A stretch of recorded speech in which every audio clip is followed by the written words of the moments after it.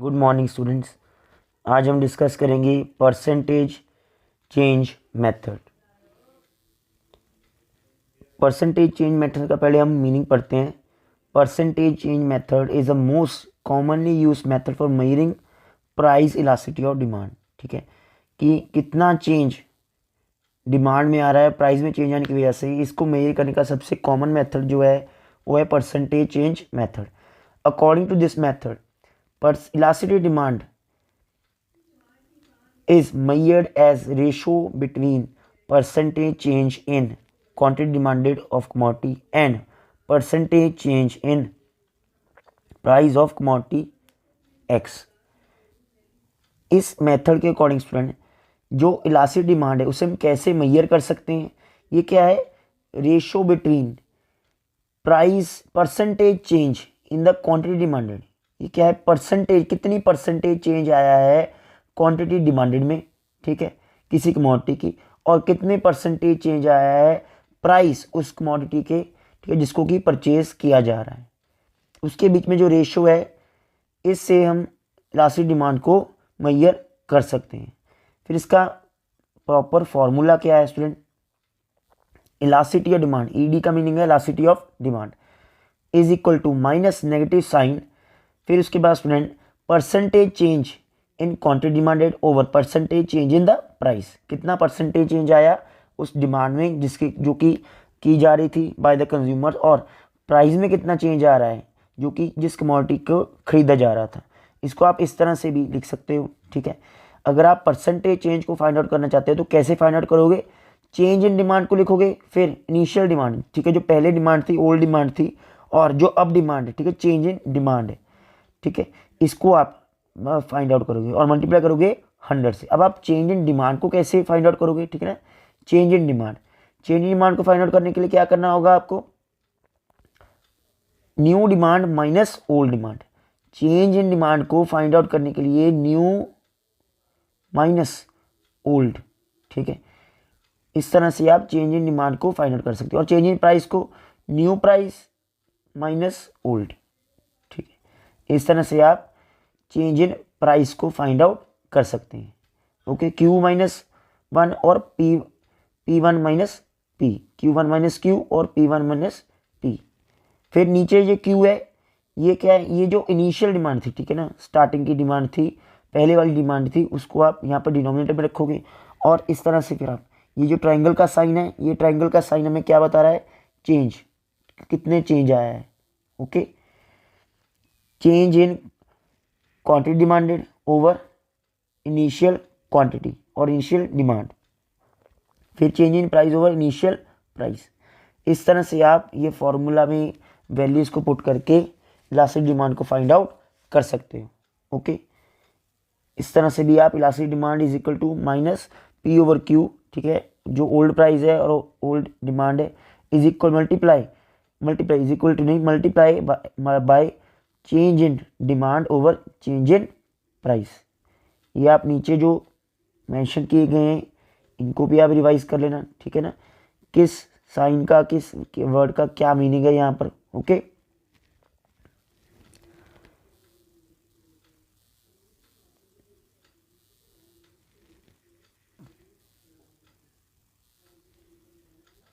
Next है student कि हमेशा हमें जो चेंज इन क्वांटिटी है, ठीक है, जो ये चेंज इन क्वांटिटी और चेंज इन प्राइस है, इसे परसेंटेज में ही क्यों हमें कंसिडर करना है, परसेंटेज में क्यों हमें इसे फाइंड आउट करना चाहिए? If percentage change is not consider, अगर हम परसेंटेज चेंज को फाइंड आउट नहीं करेंगे, ठीक है ना, और हम टोटल एब्सोल्यूट चेंज को ही कंसिडर करेंगे, एब्सोल्यूट चेंज को ही हमेशा हम यूज़ करेंगे, तो इससे क्या होगा कि कंपैरिजन करना, ठीक है ना, दो कमोडिटीज़ में कंपैरिजन करना डिफ़िकल्ट हो जाता है, ठीक है। जैसे कि आप फर्स्ट यहाँ पर एग्जांपल देखो, प्राइस है चेयर का, वो इंक्रीज हो गया 10 से 20 और डिमांड डिक्रीज हो गई 50 से 25। फिर प्राइस है टेबल का, वो 20 से 10 हो गया, कम हो गया प्राइस, और जो डिमांड है वो 25 से 50 पर चलेगी, ठीक है। तो इस केस में क्या है student? In case absolute change is considered. यहाँ पर क्या है? टोटल चेंज हम यहाँ पर देख पा रहे हैं। We can only say this that in the case of chairs demand is reduced to half. कि चेयर्स के केस में क्या हुआ, डिमांड जो है वो प्राइस में इंक्रीज होने की वजह से, डबल इंक्रीज होने की वजह से क्या हो गया कि जो डिमांड है वो हाफ रिड्यूस हो गई।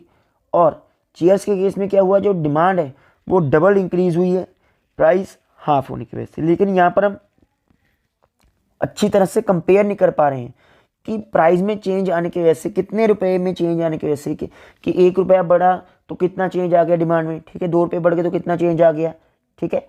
तो इस चीज़ को फाइंड आउट करने के लिए हमें परसेंटेज की फॉर्म में चेंज को फाइंड आउट करना पड़ता है। जैसे आप नीचे एग्जांपल देख सकते हो, ये फॉर्मूला है student, percentage change in quantity demand, percentage change in price, ठीक है। मान लो जैसे हमें यहाँ पर फाइंड आउट करना है चेंज इन डिमांड और यहाँ पर फाइंड आउट करना है चेंज इन प्राइस। तो हम जैसे हम अभी फॉर्मूला पढ़कर आए हैं, ठीक है ना, हम new demand minus old demand करेंगे तो हमारे पास क्या आ जाएगा, चेंज इन क्वांटिटी डिमांडेड। और न्यू प्राइस, ठीक है ना, new price minus old price करेंगे तो क्या आ जाएगा, चेंज इन प्राइस, ठीक है। तो इस तरह से अगर आप यहाँ पर परसेंटेज की मेथड से, परसेंटेज से आप चेंज को फाइंड आउट करोगे तो आपके लिए कंपैरिजन करना ज़्यादा इजी हो जाता है। ओके, जिस तरह से we can state that result like this, 1% change in price leads to 0.5% change in the demand. कि अगर प्राइस में 1% चेंज आया, ठीक है ना, किसी भी कमोडिटी के प्राइस में 1% चेंज आया, ओके, तो उसका इम्पैक्ट डिमांड पर कितना पड़ा, उसकी वजह से जो डिमांड है ना वो 0.5% डिक्रीज हो गई। ओके, 0.5% वो डिमांड डिक्रीज हो गई। लेकिन अगर हम एब्सोल्यूट नंबर को ही यहाँ पर कंसीडर करेंगे, एब्सोल्यूट चेंज को यहाँ कंसीडर करेंगे, तो हमें प्रॉपर कंपैरिजन करना काफ़ी डिफिकल्ट हो जाएगा यहाँ पर, ठीक है ना, कि 1 रुपया अगर बढ़ता है तो उसी वजह से कितनी डिमांड कम हो रही है। फिर उसके बाद स्टूडेंट नेक्स्ट है कि माइनस का साइन हमें हमेशा क्यों यूज़ करना है यहाँ पर, ठीक है ना, माइनस साइन हमेशा प्रीफिक्स क्यों होता है, इसके पीछे रीज़न क्या है student, due to the negative relationship, ठीक है ना, कि प्राइस और क्वांटिटी में, जो प्राइस है और क्वांटिटी है, इनमें क्या है, इनवर्स रिलेशनशिप।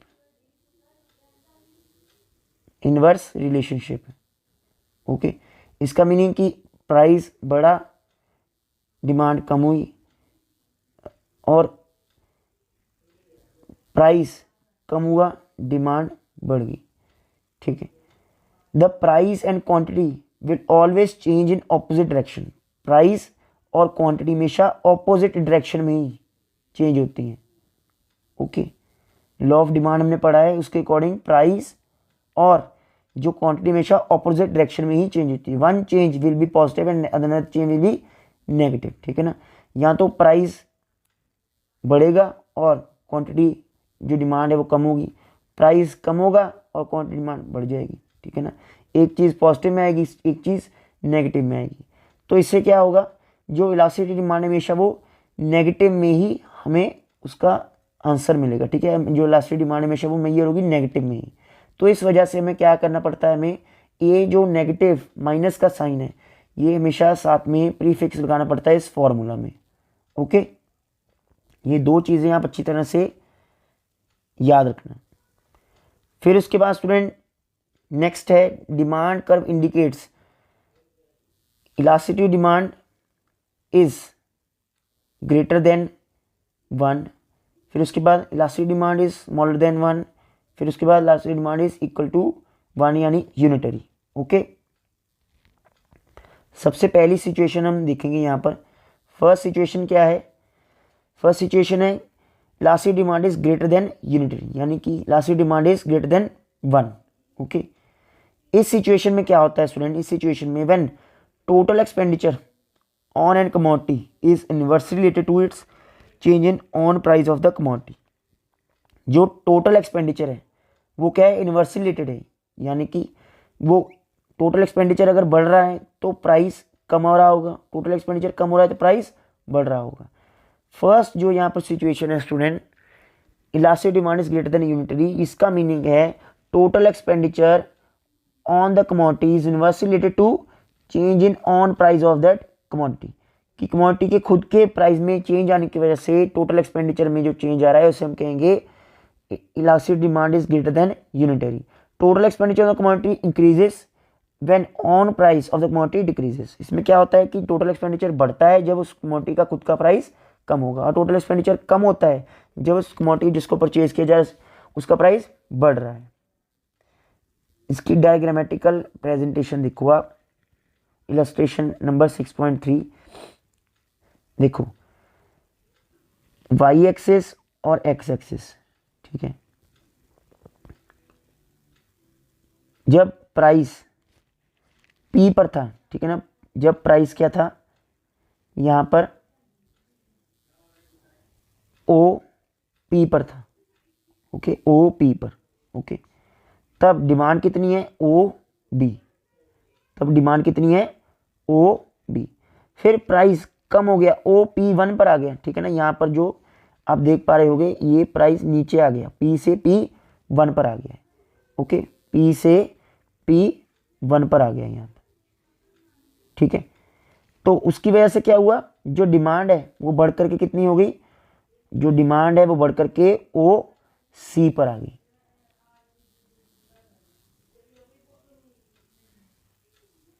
ठीक है। फिर उसके बाद स्टूडेंट